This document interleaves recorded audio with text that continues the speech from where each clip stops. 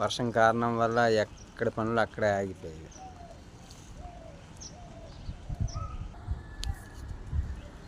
చాలా దూరం నుండి వచ్చాం, ఖాళీగా ఉండాల్సి వస్తుంది.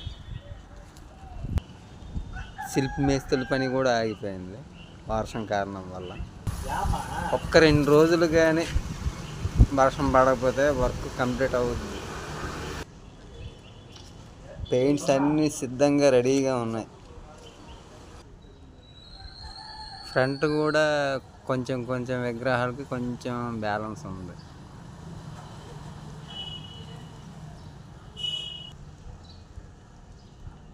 షేడింగ్ కొట్టాలి, కళ్ళు పెట్టాలి.